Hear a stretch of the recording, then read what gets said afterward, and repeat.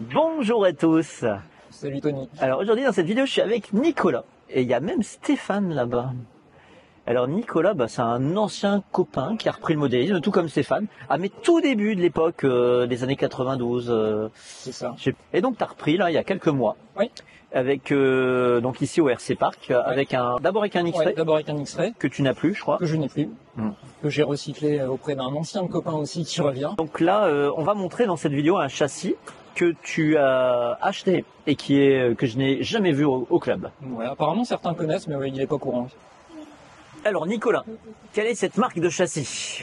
Alors c'est un châssis Wheelspeed, c'est un petit fabricant anglais qui a développé ses châssis et ses transmissions. Alors Wheelspeed, moi je viens d'acheter des couples, des pignons pour ma boîte de la marque Wheelspeed. Des pignons en nylon, un peu comme le différentiel de Stéphane d'ailleurs. Exactement. Est-ce que c'est un diff Wheelspeed ça? Je ne pense pas. Voilà. En tout cas donc c'est un châssis qui est très étonnant puisqu'on voit il est entièrement en alu. On dirait que c'est taillé dans la masse d'ailleurs. Ouais, tout est usiné. Tout est usiné. La particularité des châssis Wheelspeed, c'est qu'en fait, il développait son châssis pour s'adapter sur plusieurs marques.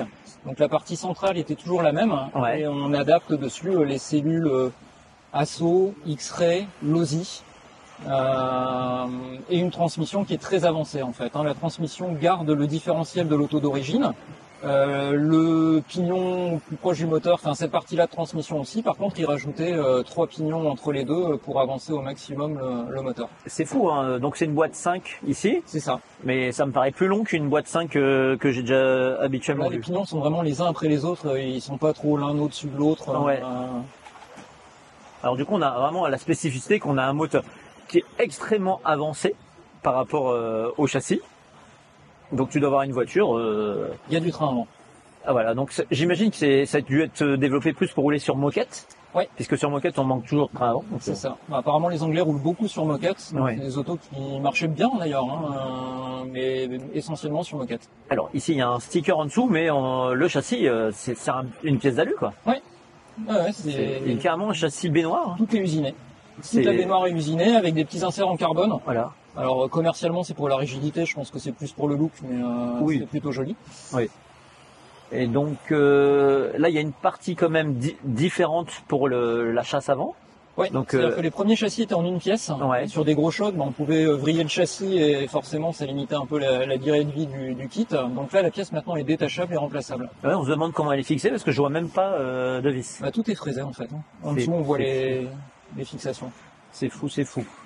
Et donc l'arrière, c'est une base B64 ça. Oui. Voilà. Et donc ici aussi, vous avez la cellule complètement en aluminium. Ouais. Alors qu'est-ce qui fait que tu as trouvé ce châssis, que tu as acheté ça? Raconte-nous un peu l'histoire. L'histoire c'est que quand je roulais il y a 20 ans, on faisait très facilement la différence entre les voitures. Voilà, entre un Cougar, un RC10 ou un Traxxas, il y avait de grosses différences de châssis, de technique et autres. Ouais. Et quand je suis revenu, j'étais un peu déçu parce que certes les autos marchent beaucoup plus fort, mais je trouve qu'elles se ressemblent toutes. C'est vrai. Et voilà, c'est plus maintenant que je vais être champion du monde, donc j'ai plaisir à rouler avec un engin un petit peu différent et que je trouve joliment fait. Quoi. C'est vrai. C'est vrai que c'est magnifique. Ouais. Donc là, tu as roulé, tu viens de l'avoir il n'y a pas très longtemps, je crois. Ouais, il est arrivé à Noël. D'accord. Donc ouais, c'était premier tour d'euro avec. C'est ça. Et donc là, on peut même voir qu'il y a des encarts en laiton. Oui. Des inserts. On dirait qu'ils sont détachables. Ils sont détachables. Il y a les fraisures et puis après on les rajoute ou pas. Ok. Toi, tu roules en catégorie 13,5. Oui. Donc là, tu l'as laissé blinky même pour l'entraînement, puisque tu m'as fait essayer la voiture. C'est ça. Alors, petite impression, déjà, j'ai trouvé que la voiture, elle est déjà très bien. Tu n'avais pas l'air d'accord avec moi. La voiture marche bien. Enfin, il y a beaucoup de trains avant, ce qui me change un petit peu, donc ça c'est plutôt agréable. Ouais. Par contre, du coup, souvent quand on a du train avant, on commence à manquer un petit peu de train arrière, on commence à avoir des problèmes de traction. Oui. Donc c'est là-dessus qu'il va falloir travailler pour essayer d'en sortir le meilleur. Alors, moi, tu roules sur les classiques Cut-Steger devant, en plus usé là. Ouais. Donc, ouais. Alors, la voiture, on va regarder un petit peu. Voiture classique 15 mm à peu près de garde au sol. C'est ça. Hop. Donc là, t'as réadapté une carrosserie que t'as eu avec? Non, c'est une carrosserie Wheelspeed. Alors, donc la carrosserie est légèrement différente pour reprendre la forme du châssis en fait. Le châssis est très étroit à l'arrière, parce que là on a la prise, mais voilà, le châssis est très étroit à partir du milieu du châssis, donc il avait fait ses carrosseries pour aussi avoir le passage de l'air, etc. Ah oui, oui, là on vient carrément sur la Ouais, cellule. Ouais. Excellent. Excellent. Alors, tu as déjà eu le temps de travailler un peu tes réglages? J'essaye de le convertir à un réglage plus astro parce qu'il est arrivé avec un diff très dur, des amortisseurs en béton, etc. puisqu'il faisait que de la moquette. Ouais. Donc petit à petit on revient en arrière et on essaye de voir jusqu'où parce qu'après quand c'est trop souple, on récupère les problèmes de motricité et autres. C'est ça. En général, ressort. Nous, sur la mienne, on met un petit peu plus dur devant que derrière, en ressort. Ouais. Après, les pistons de trous, ça marche bien. Je sais pas ce que tu as, mais sinon, nous, on passe en 3 trous. Ouais. Voilà. Après, tu pourras calmer la chasse. Je vois que tu as des étriers en alu, donc ça, c'est cool. Ouais. Donc là, vérifier la chasse que tu as. Mais si tu veux calmer un petit peu la voiture, Ok.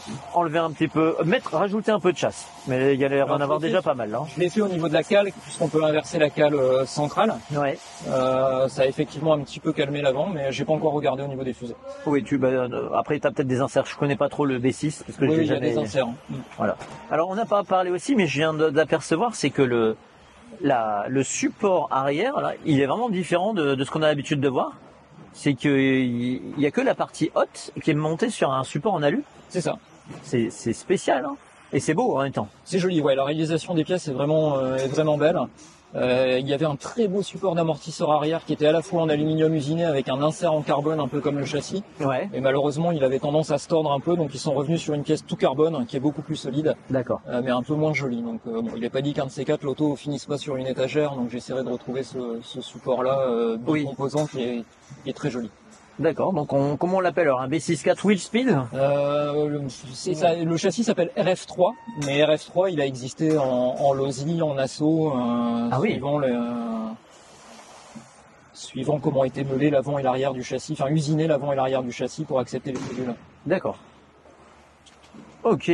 Bon, bah super présentation. Après, je vais peut-être te filmer 2-3 tours quand même. Hein. Tu vas nous montrer ton talent. Ouais. On en profite, on fait un petit détour sur ta caisse. Là. Alors ici, j'ai connu ce logo Kram. Et ouais, le club de Ronc.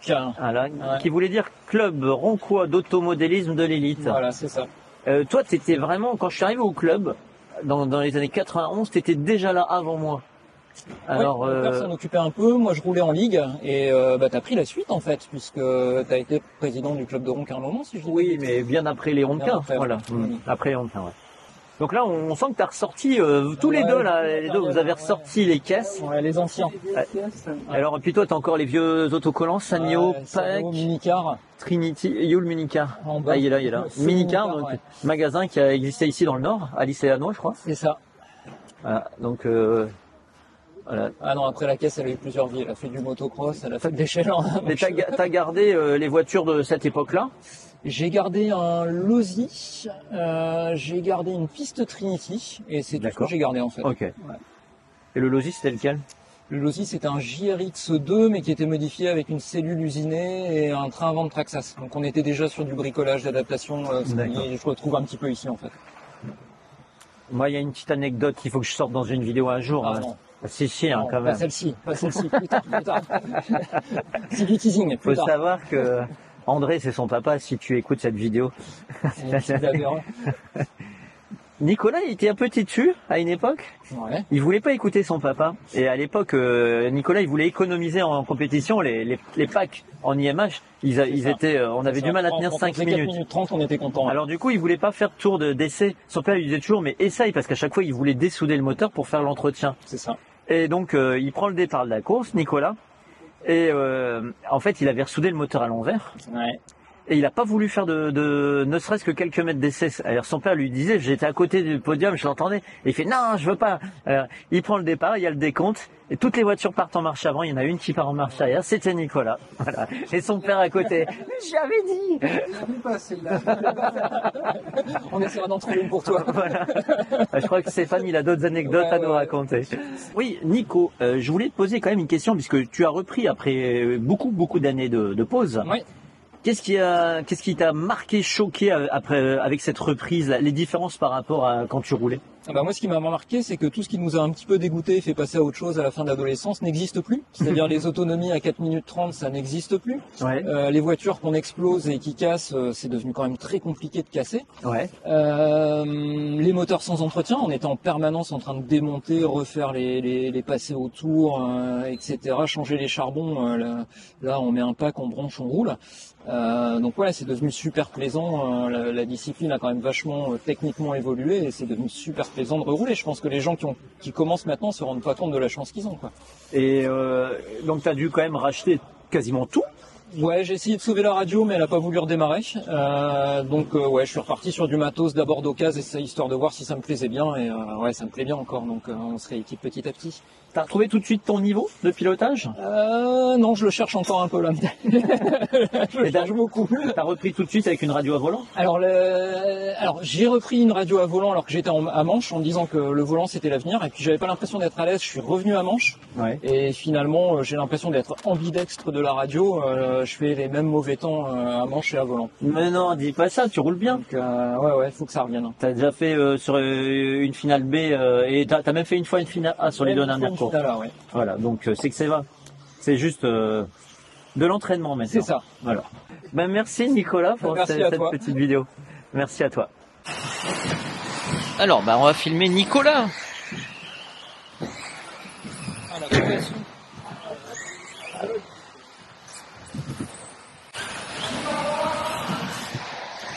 Elle a l'air d'aller bien cette voiture. Ouais, mais c'est pas régulier. Ça, c'est pas la voiture.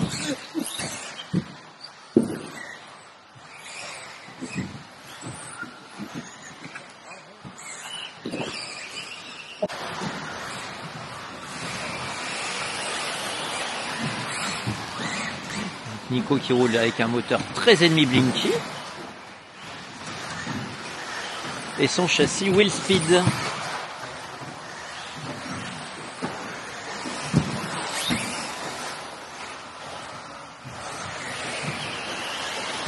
Ça commence à bien passer là.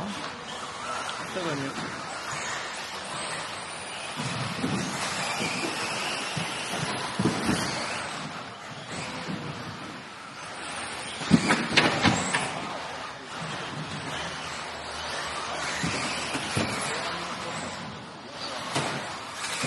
C'est parfait ça. Magnifique passage.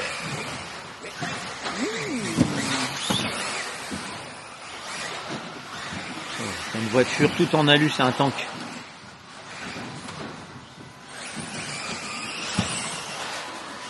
Oh là, t'as un peu trop marqué. Hein. Ouais. J'ai l'impression de vouloir plus de frein, mais pas forcément. Je sais pas si c'est une bonne chose.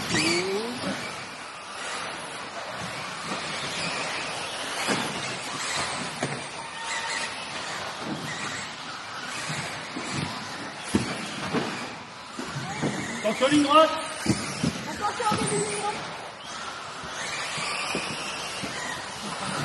Franchement, je te trouve à l'aise. Hein.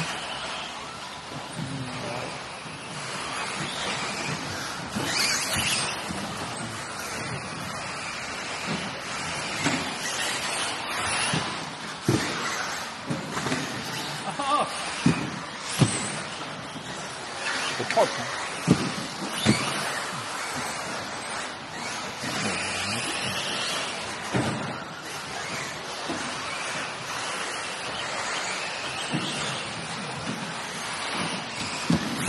Eh ben pour un vieux pilote, hein, moi je trouve que le niveau est bien, hein. Bien revenu. Ah et ben voilà. Vas-y, va chercher. C'est bon, c'est bon. Attention, podium. Ouais, podium. Merci. Allez, là.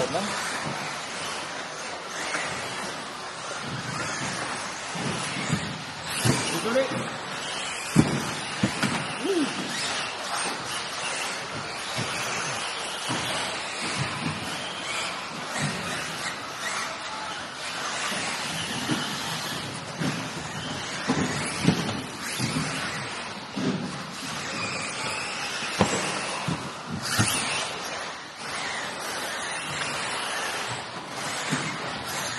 Bien, on a l'air tourné dans le haut.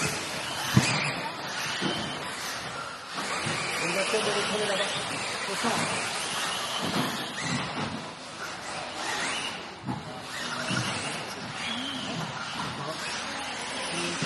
La marche arrière, elle met du temps. Hein.